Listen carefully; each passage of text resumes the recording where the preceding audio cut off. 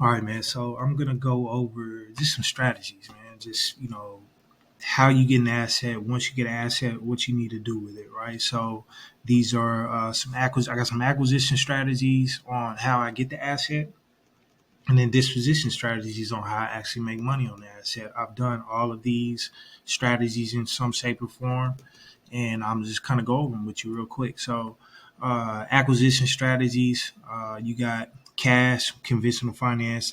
That's when the seller gets all the money up front. Sub two, that's when you're taking over the payments. Seller finance, that's when the seller is the bank. Hybrid, it's when you take over the payments and pay monthly direct to seller.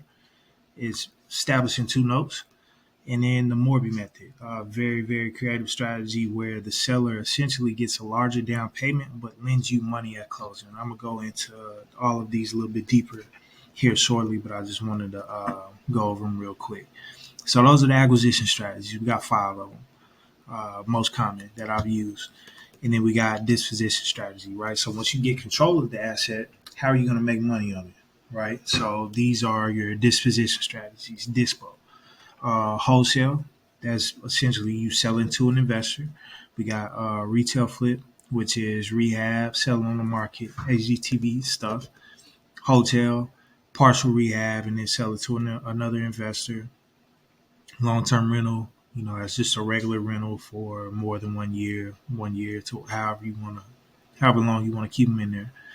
Midterm rental, anywhere from 1 to 6 months. That's typically rented out by the room, doing stuff like pad split, travel nurses, doing stuff like that.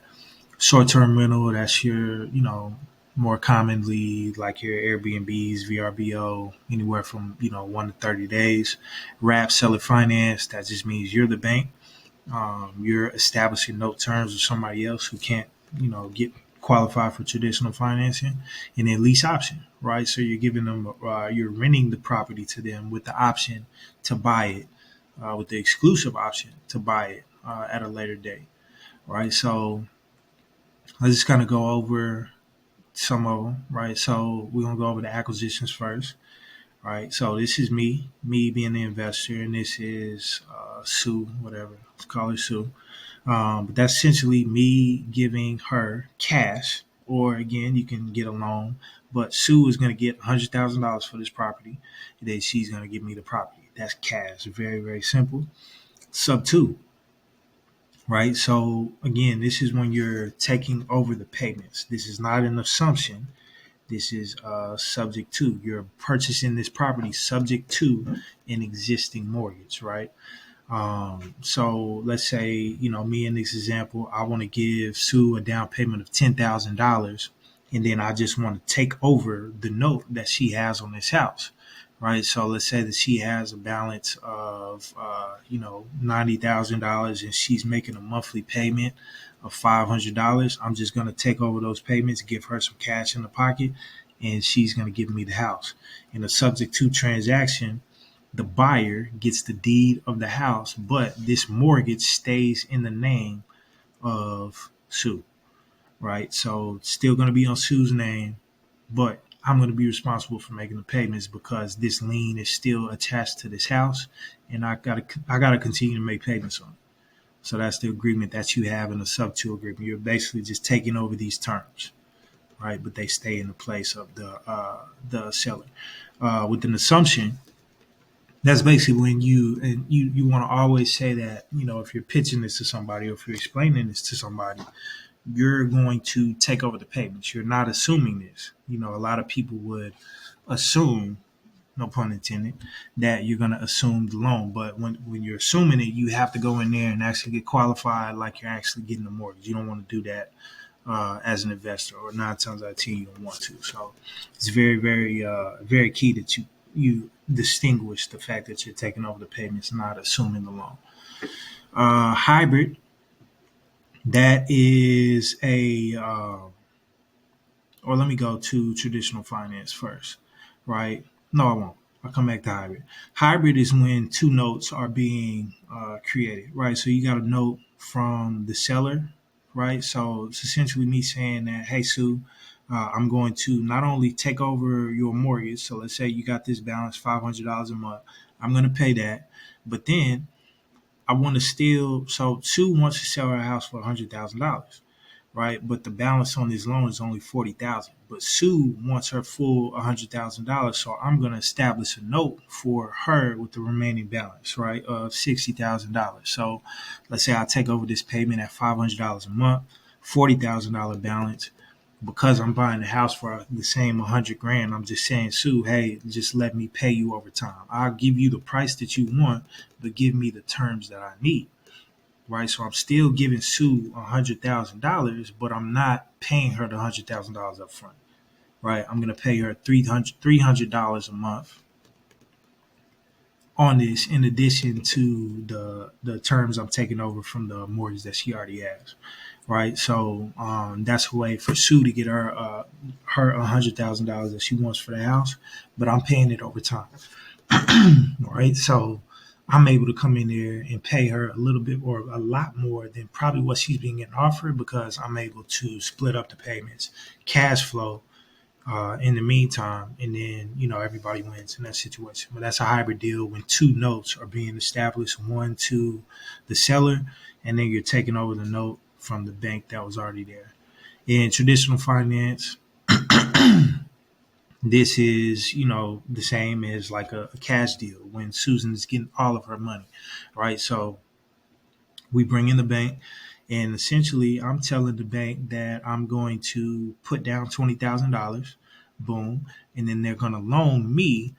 They're essentially loaning it to me, but it's going to Sue for the full $100,000 to be made, right? So this is your traditional mortgage that everybody gets, and in return of all that, they're going to write me a note for that $80,000 that I borrowed, and I'm going to be paying the bank 550, 550,000, $550 a month, and then I'm getting the loan. So that's a regular finance. And the reason I brought this up now is because it's essentially the same thing with the Morby method, right? But the only thing with the Morby method is literally this part, right? So within a Morby method, and a lot of people get confused with this because it's so unconditional or untraditional.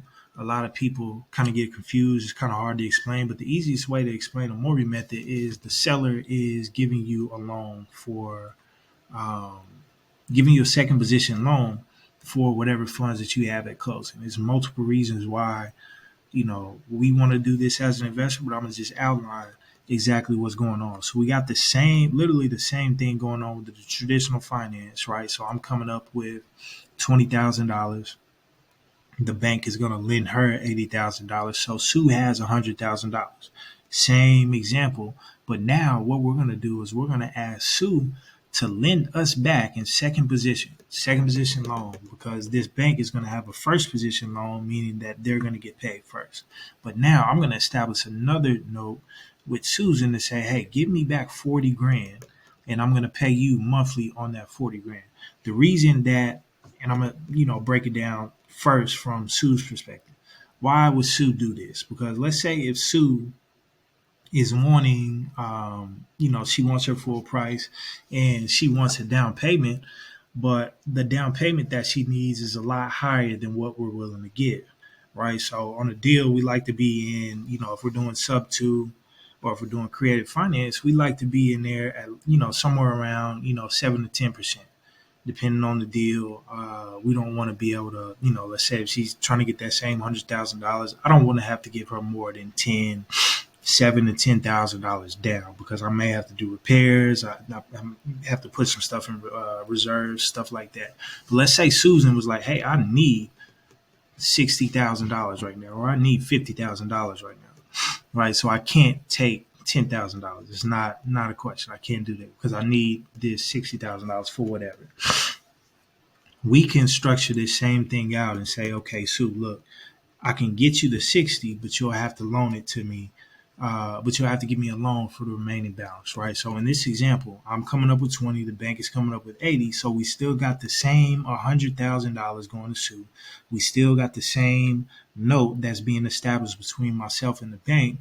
However, Sue is going to take that $100,000 and she's going to lend me back $40,000 in second position, right?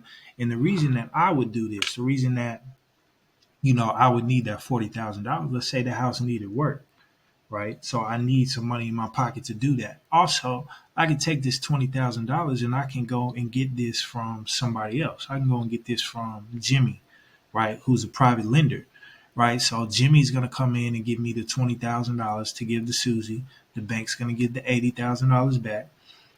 And then I'm going to take the $40,000 that Sue is lending me in second position. I'm going to pay Jimmy back, let's say 25,000 just to get a little return on his money, which is knocks this out the way. And now I have, $15,000 to take care with repairs or whatever I may need to do to get this house in the shape that I need it to be in to actually start making some money, right? So I'll do a little bit more deep diving or Morby methods. I'm going to do case studies on Morby methods. That way you guys can see exactly how everything is drawn up, how it looks from the title company's perspective, from the private lender's perspective, everybody's perspective. That way, I can kind of break that down a little bit further for y'all.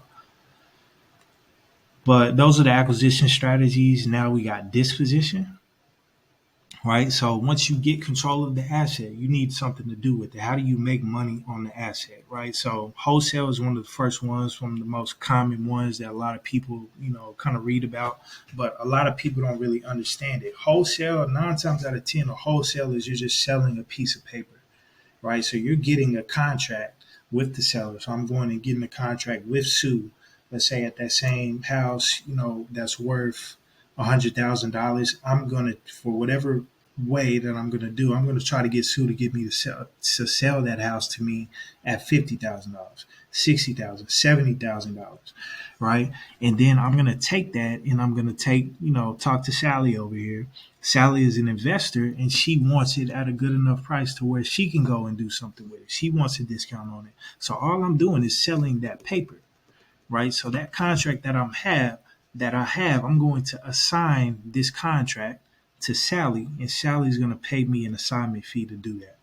A lot of people think that with wholesale, you have to buy the house and then sell it to somewhere else. Yeah, that's cool, but technically it's not wholesale because you're not wholesaling you're not getting an assignment. You're not assigning that paper over to somebody. Technically, you're just doing like a wholesale or a flip because you're taking control of that asset, right? With a wholesale, you're not actually buying the house; you're just selling the contract. So she's going to pay me a $10,000 assignment fee for that. Retail flip, HDTV stuff, right? So I'm going to purchase I'm actually going to purchase the asset, and then I'm going to do repairs to the asset, and then we're going to put it on the market, and that's how I get my money, right? So purchase it at 50, put in 20, 25, sell it at 120. That's where I get my profit. Wholesale or hotel, it's kind of a combination of the two, right? So with the hotel, I'm actually going to, and the reason this works is because some investors can't really see the vision, or sometimes it's just enough spread to do this to where I can take control of the asset. Let's say it's just, completely torn down. I can do some light repairs, right? So I may just clean it up. I may do some paint. I may do some flooring, but then I'll just sell it to another investor after I did that light work, because this investor still wants it at a good enough discount to where they can do something with it, either flip it or buy and hold, but they need it at a good discount. They still want some value to be added there. But I may just come in and do, spend five, less than that. Maybe just, a lot of times you can just kind of clean something up, maybe a hoarder house or whatever, and make it more presentable to an investor.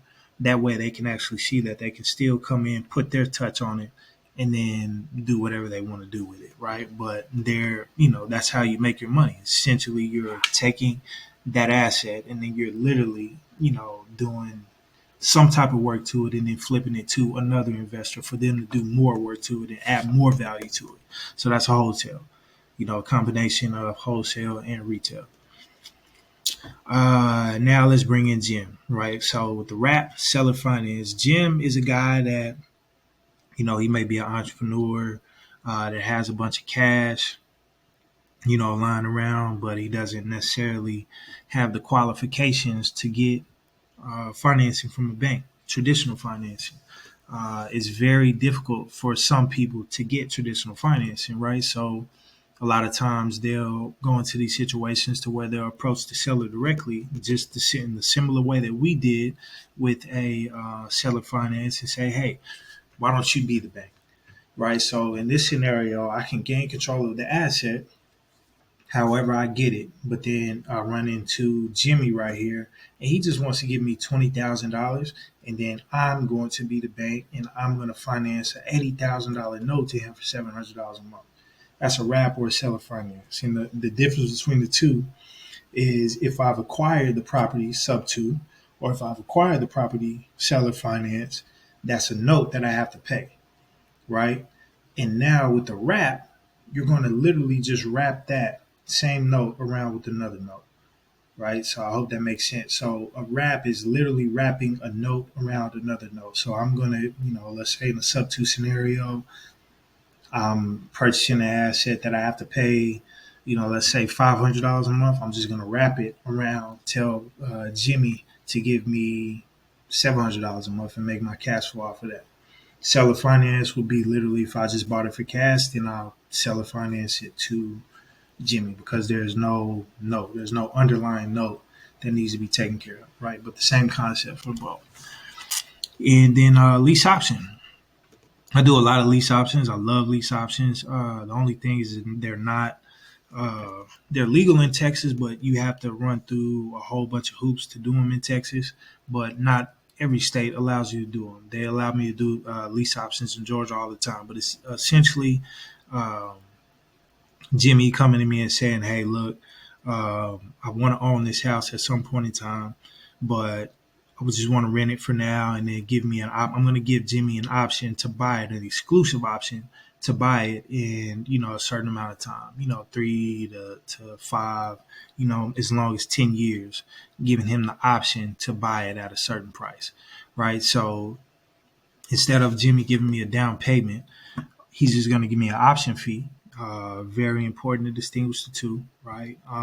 But he's going to give me an option fee of $12,000. He's going to rent it for $700 a month.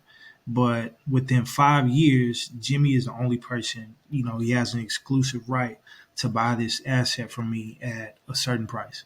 So let's say, same example, $100,000 house. I may tell Jimmy to give me $12,000 down, and he has the right to buy it from me at 130 within 5 years, right? So that's a typical, typical lease option scenario, but it allows me to, for one, start cash flowing on the asset, get a large chunk of money down, and then be able to actually, just lock in a buyer at a higher price because we know the property is going to appreciate in value. So I'm going to sell it to him at a higher price because I know it's going to be worth 130, or I anticipate it's going to be worth 130 in 5 years, right? So that's a scenario with a lease option. Like I said, you can't do it in every state, but states you can do it in, it's a great strategy.